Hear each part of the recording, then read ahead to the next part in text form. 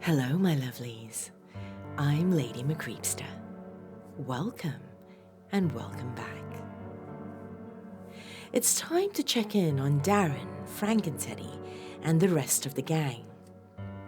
This, unfortunately, is the penultimate episode, my dears, which means there's only one more episode after this one. Whatever shall we do?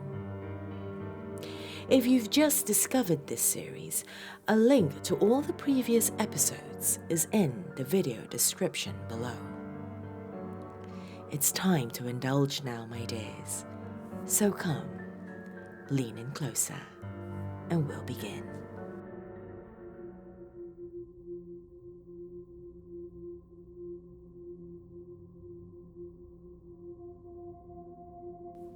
"5 a.m. saw me awakening to the sharp report of goat knuckles on my bedroom door. Annie had insisted I have the guest bedroom to myself, and she had relegated Miss Hatchetface to the living room couch. Miss Hatchetface had snuck in my room anyway, and she now stood in front of the full-length mirror in her underwear, going through her morning primping routine. I took a moment to appreciate the contrast of the black lace on her red skin before I rubbed the sleep out of my eyes and sat up. "I'm awake!" I shouted at the insistent knocking. "Awake ain't ready, is it, boy?" Larry's gruff voice called from the other side of the door. "Get your walking shoes on and let's do this thing." I turned to Miss Hatchetface. "Have you seen my shoes?" "They're next to the bed." "Thanks." I reached down for one of the black leather loafers and hurled it at the door. The knocking stopped. Miss Hatchetface tried to give me a disapproving look, but failed, giving me a smile instead. When I finally did get my clothes on, I opened my door to the wafting smell of sizzling bacon and fresh-cooked eggs. The dining room table had been cleared of maps, and there was an array of plates piled high with bacon, scrambled eggs, and French toast, along with a giant jug of iced orange juice. Annie came out of the kitchen in a flour-stained apron with a big grin on her face. When she looked at me, Miss Hatchetface grabbed my arm and smiled back. Annie's grin grew wider, but left her eyes. "I hope you two enjoyed the guest bedroom," she said through clenched teeth. "I'm sorry if the couch wasn't to your liking, Miss Hatchetface." "Oh, it was fine," Miss Hatchetface replied. "Just not a lot of space to move around." She slid her arm around the back of my waist and looked up at me and winked. Annie's grin grew larger and more plastic yet, and a little vein in her forehead poked out and began throbbing. "Well," she said, "breakfast is ready. Are you much of a cook, Miss Hatchetface?" "I dabble," Miss Hatchetface replied, looking at me expectantly. "Oh," I said, yeah, Miss Hatchetface is the best cook. She competed in Hell's Iron Chef contest." I tried not to gag as I remember Miss Hatchetface's many failed attempts at reproducing human food, attempts which, as often as not, involved tentacles and green slime. "Oh, really?" Annie said casually. "I think I saw you on that show. Isn't that the year half the judges died of explosive diarrhea?" Miss Hatchetface blushed and didn't reply, and we all sat down to a tense breakfast, in which Annie asked me how the food was about half a dozen times, and I replied as diplomatically as I could to avoid igniting a war over bacon and eggs. After breakfast, Larry insisted on hitting the road immediately.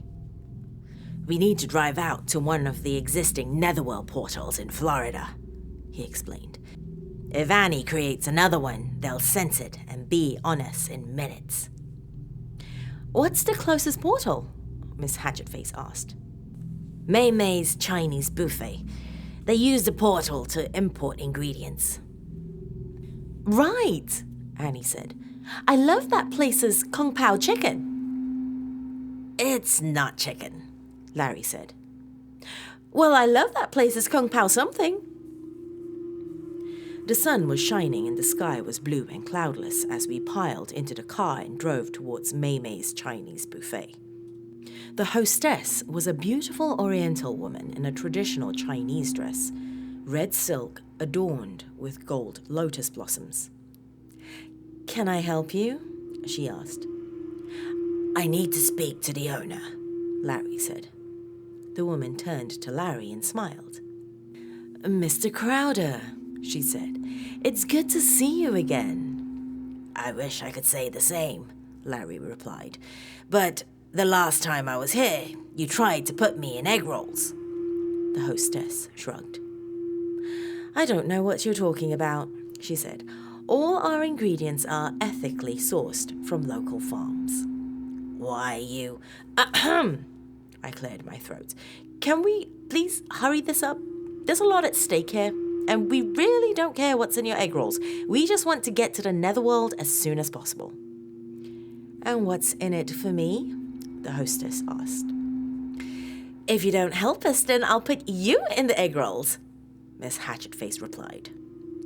The hostess wrinkled up her nose and cocked her head, putting on a plastic customer service smile. "Right this way," she said. She led us through the restaurant and back through large double doors to the kitchen. "The portal is in here," she said, pointing to a large walk-in freezer. "You first," said Satan. The hostess's smile became wider and more plastic. "Of course," she said, pulling the large steel door to the walk-in freezer open and strolling inside. We crammed ourselves into the cooler and the heavy door slammed shut behind us. The hostess turned around and smiled. "I don't get it," Satan said. "Where's the portal?" "Right here," the hostess said, flicking a switch on the wall. Suddenly, the ground was gone, and we were all tumbling through darkness. "That bitch!" Satan yelled, picking himself up off the ground. Miss Hatchetface was already up and staring at the sky, a dark bruised purple without a cloud in sight. "She shut the portal behind us," she said. "There's no getting back that way." "She dumped me in as well," Annie said, unruffling her pants. "If Ursnok finds out I'm here, he'll destroy the world immediately. We need to keep a low profile." "Huh," Satan said. "What?" Annie asked. "Which one do you think he'll destroy first? Hell or Earth?" "Did you really just ask that?" Satan shrugged. Larry sighed and pulled an object from his pocket. It was a smooth glass sphere and looked like an oversized Bloody Mary marble. Tiny pinpricks of light shone from within, floating around as if suspended in water. The pattern of lights seemed to mean something to Larry because he stuffed it back in his pocket and pointed straight ahead. "It's that way," he said. "Well, what are we waiting for?" I replied. "Let's go." "Not so fast," Larry said. "We need to split up." "Are you kidding?" I asked. "Look, Larry, I don't know what things are like in the goat dimension, but here on Earth we have these things called horror movies, and the number one lesson in all of them is never split up." "We don't have a choice," Larry said. "Once we make the sacrifice, we'll have to make a quick getaway. I can lead us to Ursnok, but someone has to locate a portal and set up a beacon. The location will read on my thingamajig." "Your what?" I asked. "The thing that tells me where to go. It senses netherworld magic, which means Annie is the one who needs to locate the portal, and Frankenteddy will go with her." Annie eyed Frankenteddy doubtfully. "Why doesn't Darren come?" she asked. Because I said so, Larry said. And I'm running this operation. Fine, but Frank and Teddy? Really? I'd be better off alone. Our mission requires subtlety and subterfuge, Larry replied. And there's nothing subtle about a 7-foot teddy bear. Frank and Teddy goes with you and not with us. Annie sighed. Well, she said, you're the operational expert. And don't you forget it, Larry replied. And so, despite my many protests, we split up, and Frank and Teddy and Annie wandered off alone into the darkness of the netherworld. Walking in the netherworld felt like walking on the night sky. The only source of light was a ghostly blue luminescence that shone from beneath our feet, and it did not penetrate far into the heavy curtain of darkness that surrounded us. The atmosphere reminded me of a funeral home. I felt like speaking in anything above a hushed whisper was somehow inappropriate. Hey, Larry, I whispered after we'd been walking for what felt like an hour. Yes, Larry whispered back. How much farther to go? Larry sighed. What? Do you need to pee or something? He said. We'll get there when we get there. I know that, I said, but you must have some idea of how far it is from here. Larry chewed on the end of his cigar nervously. It's about 16 netherworld hyperseconds, he replied. How long is a netherworld hypersecond? I asked. Larry shrugged. No idea, he said.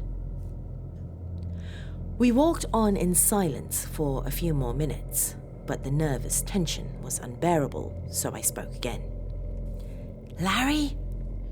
Larry spat on the ground.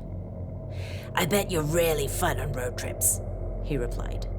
What? Nothing. What do you want, kid? Well, I said, hesitant at the sensitive nature of the question I was about to ask. I had a question. Had or have, he said. Spit it out, boy. It's about the sacrifice. Yeah, well, what about it? I was just wondering, I said. If you get sacrificed, then won't you die? Larry stopped short, and I almost ran into his back. He turned around to look at me. An almost comical expression of disbelief had slackened his features so that his cigar hung loosely from the corner of his mouth. Won't I what? He asked. I looked to Miss Hatchetface for reassurance, but she was staring at me with a similar look on her face. I mean, I cleared my throat. If you get sacrificed, you die, right? I mean, that's what a sacrifice is. That's what a sacrifice is? Larry repeated blankly. So, let me get this straight. You were planning on killing me this whole time? Well, no. I mean, I didn't really... that's your job, right? Larry cocked his head and squinted his eyes, pulling the cigar out of his mouth and using it to gesture as he spoke. You think my job is to get murdered? He said. And you just went along without a question? What the hell is wrong with you? Well, I didn't know you were going to be a talking goat at first. I thought you were just going to be a normal one. So now you're saying I'm not normal? He replied. It's not enough that you want to kill me, but you have to insult me first as well? No, I just meant that... You just meant that if I couldn't talk, it'd be okay to kill me, he interrupted. I've got a little nephew who's a deaf mute. You want to kill him too, you Nazi? I was floundering, but Miss Hatchetface came to my rescue. Darren doesn't know anything about it, she said. Everybody around him acted like it was normal, so he just assumed it was. It's not his fault. Yeah, Larry replied. Totally not his fault. That's the problem with you humans. It's never your fault. You're always just going with the flow, doing what everybody else does, even if the end result is terror, death, and famine. Listen, Larry, I'm really sorry, I replied. Yeah, he said, chewing on his cigar. Don't worry about it, kid. It's about what I'd expect. Nobody spoke the rest of the way until we arrived at Ursnok's lair. The thingamajig went off in Larry's pocket with a stiff, somewhat robotic British woman's voice. You have arrived at your destination. We're here? I asked. That's what "you've arrived at your destination" generally means, replied Larry. But I don't see anything. You will, Larry replied. He tapped out a rhythm on the smooth stone surface of the netherworld, and the sound echoed off into the distance, but nothing happened. There was a tense pause, and then we felt it. A faint rumbling beneath our feet. At first, I could only feel the rumbling in the soles of my feet, but then it traveled up my legs and through my torso, finally ending with the chattering of my teeth. Fissures snaked through the ground beneath us, unearthly blue light radiating outwards from them. Soon, we were standing on a spiderweb shape of light, and then the obelisk rose forth with the sound of cracking stone out of the ground like a crowning grave marker. It rose slowly at first, then more and more quickly until the top was out of sight.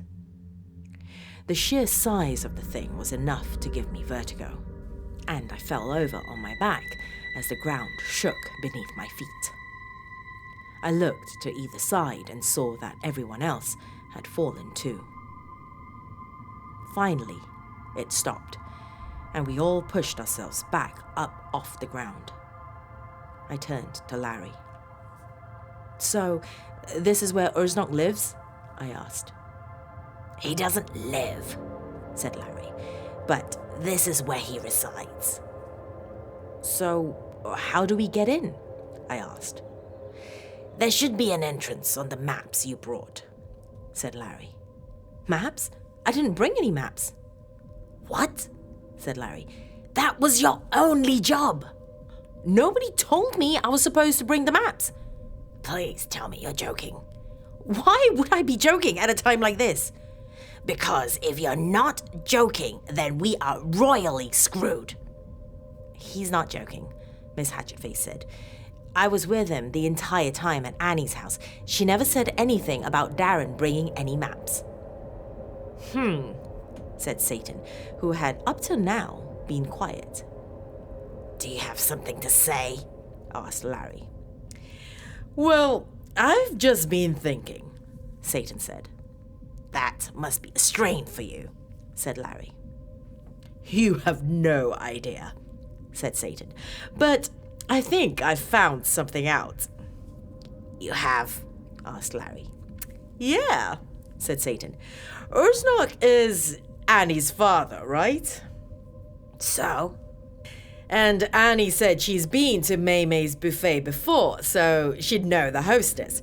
And she was bound to know where the Netherworld portal was, right? I mean, she's the princess of the Netherworld. She'd be able to sense it. Larry and Miss Hatchetface shot each other a furtive glance. I don't get it, I said. Where are you going with this? Yeah, I'm just saying, Satan said, that there's no way Annie should have been able to be ambushed by a secret portal to the Netherworld, and then her forgetting to give Darren the maps. It seems like more than a coincidence. Are you suggesting she's up to something? I asked. You saw how thoroughly she planned this, Satan said. She had the maps all marked up and everything. She wouldn't have had time to do that since we've been here. She was already planning something. That's unbelievable, Miss Hatchetface replied. You think I'm that off base? Said Satan. No, the part about Annie, I believe. She's a devious bitch. I've just never heard you speak more than 2 coherent sentences in a row. Well, devious plans are my specialty, said Satan. I'm upper management. So, if she isn't here to help us, Larry said, then what's she here for? Just then, the thingamajig went off like a klaxon in his pocket. Larry pulled it out of his pocket and frantically tried to shut it off to no avail. Suddenly, it stopped. When the final echoes of the alarm had faded, the thingamajig spoke once again in its robot female voice. This thingamajig has detected off-the-chart readings of netherworld energy that are consistent with netherworld being Ursnok the World Eater traveling in your direction at 10% the speed of light. Estimated time is 0.01 netherworld hyperseconds. This thingamajig suggests that you use the remaining few moments of your life to say goodbye to your loved ones. And we thank you for using Thingamajigs Incorporated's GPS services. Larry dropped the thingamajig, and we watched as it rolled away. I think we're about to find out, he said.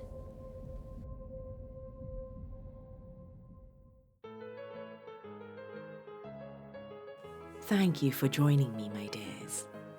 A quick note to those of you who might not be aware.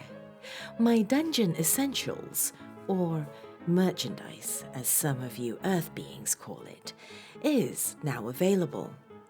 I've included a direct link in the video description below.